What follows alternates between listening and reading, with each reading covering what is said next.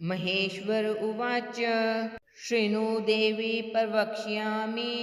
स्तोत्रं सर्व्यापहं सर्वकामप्रदं निर्ण्यां हनुमत्स्तोत्रमुत्तमम् तप्तकाञ्चन सङ्काशं नानारत्नविभूषितम् उद्दबालाकवदनं त्रिनेत्रं कुण्डलोज्ज्वलम् मोञ्जीकोपिनसंयुक्तं हेमयुगोपवीतनं पिङ्गलाशं महाकायं टङ्कशैलेन्द्रधारिणं शिखानिक्षिप्तबालाग्रं मेरुशैलाग्रसंस्थितं मूर्तित्रयात्मकं पीनं महावीरं महाहनुम् हनुमन्तं वायुपुत्रं नमामि ब्रह्मचारिणं त्रिमूर्तात्मकमातमस्थं जपाकुसुम सन्निभम् नानाभूषणसंयुक्तम् आञ्जनेयं नमाम्यहं पञ्चाक्षरस्थितं देवं नीलनीरदसन्निभम् पूजितं सर्वदेवैश्च राक्षसान्तं नमाम्यहम् अचलद्युतिसङ्काशं सर्वालङ्कारभूषितं षडक्षस्थितं देवं नमामि कपिनायकं तप्तस्वर्णमयं देवं हरिभद्रामसुराचितं सुन्दरं सावज्नयनं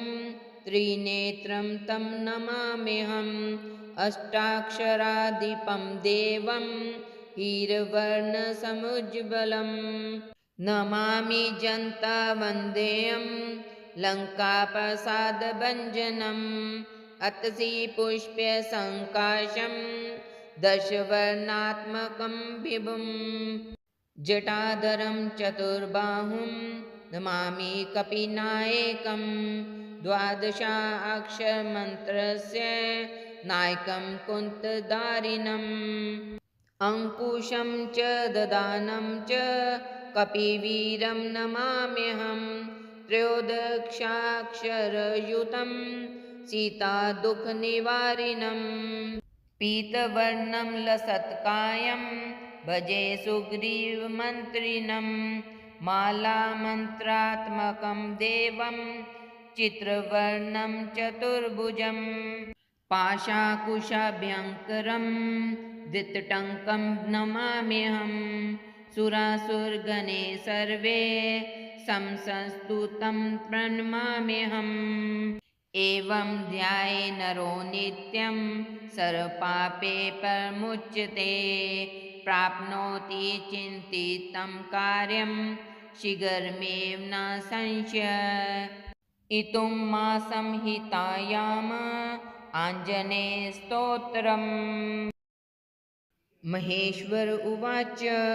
शृणु देवी प्रवक्ष्यामि स्तोत्रं सर्व्यापहं सर्वकामप्रदं निर्ण्यां हनुमत्स्तोत्रमुत्तमम्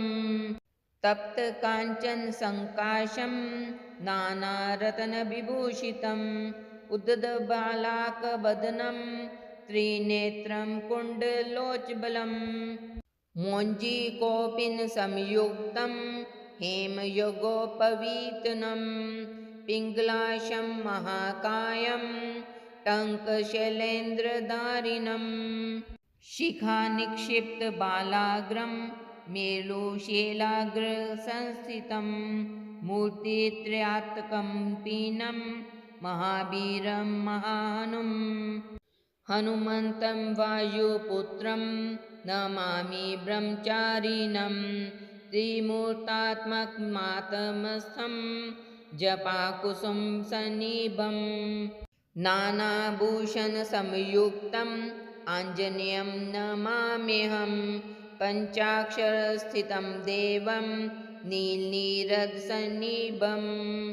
पूजितं सर्वदेवैश्च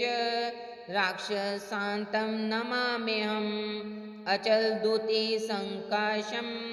सर्वालङ्कारभूषितं षडक्षस्थितं देवं नमामि कपिनायकं तप्तस्वर्णमयं देवं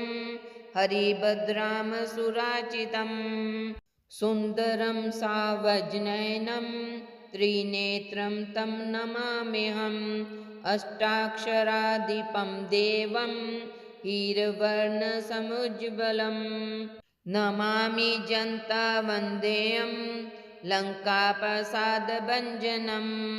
अतसि पुष्पसङ्काशं दशवर्णात्मकं विभुं जटाधरं चतुर्बाहुं नमामि कपिनायकं द्वादशाक्षरमन्त्रस्य नायकं कुन्तधारिणम् अङ्कुशं च ददानं च कपिवीरं नमाम्यहं त्रयोदशाक्षरयुतं सीतादुःखनिवारिणं पीतवर्णं लसत्कायं भजे सुग्रीवमन्त्रिणं मालामन्त्रात्मकं देवं चित्रवर्णं चतुर्भुजं पाशाकुशाभ्यङ्करं धृतटङ्कं नमाम्यहं सुरासुरगणे सर्वे संस्तुतं प्रणमाम्यहम् एवं ध्याये नरो नित्यं सर्वपापे परमुच्यते प्राप्नोति चिन्तितं कार्यं शीघ्रमेव न संशयः इतुं मासंहितायाम्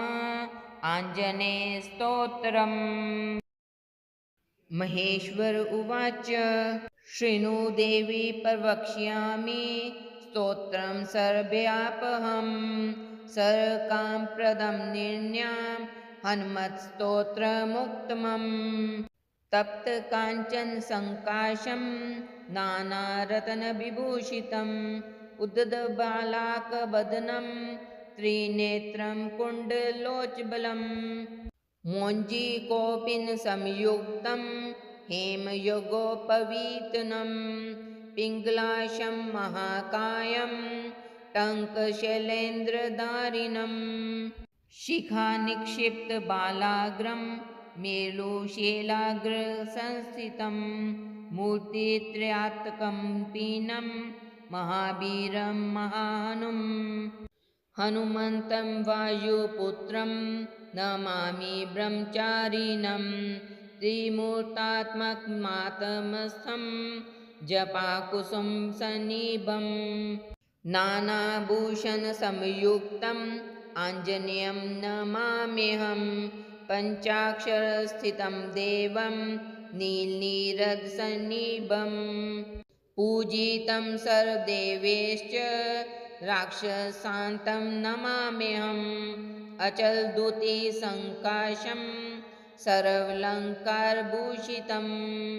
षडक्षरस्थितं देवं नमामि कपिनायकं तप्तस्वर्णमयं देवं हरिभद्रामसुराचितं सुन्दरं सावज्नयनं त्रिनेत्रं तं नमाम्यहम् अष्टाक्षराधिपं देवं हीरवर्णसमुज्ज्वलं नमामि जन्तावन्देयं लङ्काप्रसादभञ्जनम् अतसि पुष्पसङ्काशं दशवर्णात्मकं विभुं जटाधरं चतुर्बाहुं नमामि कपिनायकं द्वादशाक्षरमन्त्रस्य नायकं कुन्तधारिणम् अङ्कुशं च ददानं च कपिवीरं नमाम्यहं त्रयोदशाक्षरयुतं सीतादुःखनिवारिणं पीतवर्णं लसत्कायं भजे सुग्रीवमन्त्रिणं मालामन्त्रात्मकं देवं चित्रवर्णं चतुर्भुजं पाशाकुशाभ्यङ्करं धृतटङ्कं नमाम्यहं सुरासुरगणे सर्वे संस्तुतं प्रणमाम्यहम् एवं ध्याये नरो नित्यं सर्वपापे परमुच्यते प्राप्नोति चिन्तितं कार्यं शीघ्रमेव न संशय। इतुं मा संहितायाम आञ्जनेयस्तोत्रम्। महेश्वर उवाच शृणु देवी प्रवक्ष्यामि स्तोत्रं सर्वव्यापकं सर्वकामप्रदं निर्ण्यां हनुमत्स्तोत्रमुत्तमम्। तप्तकाञ्चन सङ्काशं नानारत्नविभूषितम् उद्दबालाकवदनं त्रिनेत्रं कुण्डलोज्ज्वलम् मोञ्जीकोपिनसंयुक्तं हेमयुगोपवीतनं पिङ्गलाशं महाकायं टङ्कशैलेन्द्रधारिणम् शिखानिक्षिप्तबालाग्रं मेरुशैलाग्रसंस्थितं मूर्तित्रयात्मकं पीनं महावीरं महानुम् हनुमन्तं वायुपुत्रं नमामि ब्रह्मचारिणं त्रिमूर्तात्मकमातमस्थं जपाकुसुम सन्निभम् नानाभूषणसंयुक्तम् आञ्जनेयं नमाम्यहं पञ्चाक्षरस्थितं देवं नीलनीरदसन्निभम् पूजितं सर्वदेवैश्च राक्षसान्तं नमाम्यहम् अचलद्युतिसङ्काशं सर्वालङ्कारभूषितं षडक्षरस्थितं देवं नमामि कपिनायकं तप्तस्वर्णमयं देवं हरिभद्रामसुराचितं सुन्दरं सावज्नयनं त्रिनेत्रं तं नमाम्यहम् अष्टाक्षराधिपं देवं हीरवर्णसमुज्ज्वलं नमामि जन्तावन्देयं लङ्काप्रसादभञ्जनम् अतसि पुष्पसङ्काशं दशवर्णात्मकं विभुम् जटाधरं चतुर्बाहुं नमामि कपिनायकं द्वादशाक्षरमन्त्रस्य नायकं कुन्तधारिणम् अङ्कुशं च ददानं च कपिवीरं नमाम्यहं त्रयोदशाक्षरयुतं सीतादुःखनिवारिणम् पीतवर्णं लसत्कायं भजे सुग्रीवमन्त्रिणं मालामन्त्रात्मकं देवं चित्रवर्णं चतुर्भुजम् पाशाकुशाभ्यङ्करं धृतटङ्कं नमाम्यहं सुरासुरगणे सर्वे संस्तुतं प्रणमाम्यहम् एवं ध्याये नरो नित्यं सर्वपापे परमुच्यते प्राप्नोति चिन्तितं कार्यं शीघ्रमेव न संशय। इतुं मा संहितायाम आञ्जनेयस्तोत्रम्। महेश्वर उवाच शृणु देवी प्रवक्ष्यामि स्तोत्रं सर्वव्यापकं सर्वकामप्रदं निर्ण्यां हनुमत्स्तोत्रमुत्तमम् तप्तकाञ्चन सङ्काशं नानारत्नविभूषितम् उद्दबालाकवदनं त्रिनेत्रं कुण्डलोज्ज्वलम् मोञ्जीकोपिनसंयुक्तं हेमयुगोपवीतनं पिङ्गलाशं महाकायं टङ्कशैलेन्द्रधारिणं शिखानिक्षिप्तबालाग्रं मेरुशैलाग्रसंस्थितं मूर्तित्रयात्मकं पीनं महावीरं महानुम् हनुमन्तं वायुपुत्रं नमामि ब्रह्मचारिणं त्रिमूर्तात्मकमातमस्थं जपाकुसुम सन्निभम् नानाभूषणसंयुक्तम् आञ्जनेयं नमाम्यहं पञ्चाक्षरस्थितं देवं नीलनीरदसन्निभम् पूजितं सर्वदेवैश्च राक्षसान्तं नमाम्यहम् अचलद्युतिसङ्काशं सर्वालङ्कारभूषितं षडक्षस्थितं देवं नमामि कपिनायकं तप्तस्वर्णमयं देवं हरिभद्रामसुराचितं सुन्दरं सावज्नयनं त्रिनेत्रं तं नमाम्यहम् अष्टाक्षराधिपं देवं हीरवर्णसमुज्ज्वलं नमामि जन्तावन्देयं लङ्काप्रसादभञ्जनम् अतसि पुष्पसङ्काशं दशवर्णात्मकं विभुं जटाधरं चतुर्बाहुं नमामि कपिनायकं द्वादशाक्षरमन्त्रस्य नायकं कुन्तधारिणम् अङ्कुशं च ददानं च कपिवीरं नमाम्यहम् त्रयोदशाक्षरयुतं सीतादुःखनिवारिणम् पीतवर्णं लसत्कायं भजे सुग्रीवमन्त्रिणं मालामन्त्रात्मकं देवं चित्रवर्णं चतुर्भुजं पाशाकुशाभ्यङ्करं धृतटङ्कं नमाम्यहम् सुरासुरगणे सर्वे संस्तुतं प्रणमाम्यहम् एवं ध्याये नरो नित्यं सर्वपापे परमुच्यते प्राप्नोति चिन्तितं कार्यं शीघ्रमेव न संशयः इतुं मा संहितायाम आञ्जनेयस्तोत्रम् महेश्वर उवाच शृणु देवी प्रवक्ष्यामि स्तोत्रं सर्वव्यापकम्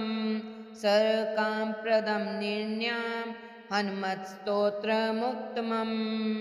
तप्तकाञ्चनसङ्काशं नानारत्नविभूषितम् उद्दबालाकवदनं त्रिनेत्रं कुण्डलोज्ज्वलम् मोञ्जीकौपीनसंयुक्तं हेमयुगोपवीतनं पिङ्गलाशं महाकायं टङ्कशैलेन्द्रधारिणं शिखानिक्षिप्तबालाग्रं मेरुशैलाग्रसंस्थितं मूर्तित्रयात्मकं पीनं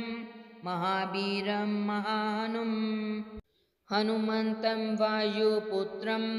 नमामि ब्रह्मचारिणं त्रिमूर्तात्मकमातमस्थं जपाकुसुमसन्निभं नानाभूषणसंयुक्तम् आञ्जनेयं नमाम्यहं पञ्चाक्षरस्थितं देवं नीलनीरदसन्निभं पूजितं सर्वदेवैश्च राक्षसान्तं नमाम्यहम् अचलद्युतिसङ्काशं सर्वालङ्कारभूषितं षडक्षस्थितं देवं नमामि कपिनायकं तप्तस्वर्णमयं देवं हरिभद्रामसुराचितं सुन्दरं सावज्नयनं त्रिनेत्रं तं नमाम्यहम् अष्टाक्षराधिपं देवं हीरवर्णसमुज्ज्वलं नमामि जन्तावन्देयं लङ्काप्रसादभञ्जनम्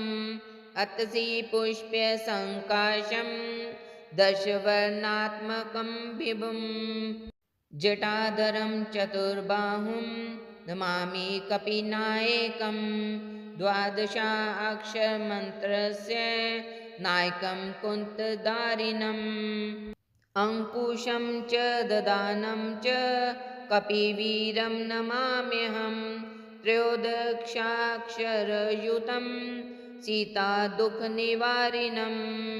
पीतवर्णं लसत्कायं भजे सुग्रीवमन्त्रिणं मालामन्त्रात्मकं देवं चित्रवर्णं चतुर्भुजं पाशाकुशाभ्यङ्करं धृतटङ्कं नमाम्यहम् सुरासुरगणे सर्वे संस्तुतं प्रणमाम्यहम्। एवं ध्याये नरो नित्यं सर्वपापे परमुच्यते। प्राप्नोति चिन्तितं कार्यं शीघ्रमेव न संशयः। इत्थं संहितायाम्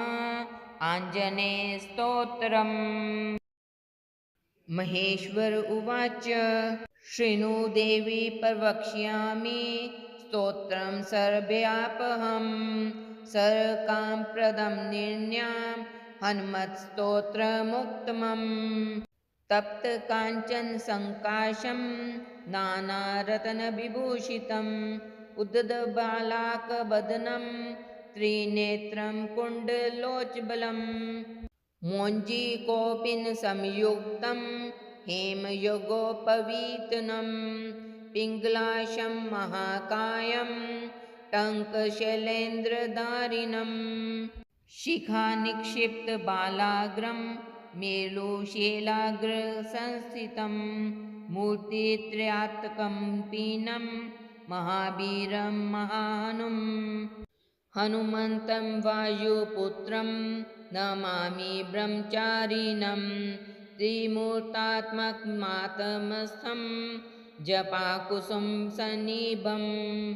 नानाभूषणसंयुक्तम् आञ्जनेयं नमाम्यहं पञ्चाक्षरस्थितं देवं नीलनीरदसन्निभम् पूजितं सर्वदेवैश्च राक्षसान्तं नमाम्यहम् अचलद्युतिसङ्काशं सर्वालङ्कारभूषितं षडक्षरस्थितं देवं नमामि कपिनायकं तप्तस्वर्णमयं देवं हरिभद्रामसुराचितं सुन्दरं सावजनयनं त्रिनेत्रं तं नमाम्यहम् अष्टाक्षराधिपं देवं हीरवर्णसमुज्ज्वलं नमामि जन्तावन्देयं लङ्काप्रसादभञ्जनम् अतसि पुष्पसङ्काशं दशवर्णात्मकं विभुं जटाधरं चतुर्बाहुं नमामि कपिनायकं द्वादशाक्षरमन्त्रस्य नायकं कुन्तधारिणम् अङ्कुशं च ददानं च कपिवीरं नमाम्यहं त्रयोदशाक्षरयुतं सीतादुःखनिवारिणं पीतवर्णं लसत्कायं भजे सुग्रीवमन्त्रिणं मालामन्त्रात्मकं देवं चित्रवर्णं चतुर्भुजं पाशाकुशाभ्यङ्करं धृतटङ्कं नमाम्यहं सुरासुरगणे सर्वे संस्तुतं प्रणमाम्यहम् एवं ध्याये नरो नित्यं सर्वपापे परमुच्यते प्राप्नोति चिन्तितं कार्यं शीघ्रमेव न संशयः। इत्थं संहितायाम् आञ्जनेयस्तोत्रम्।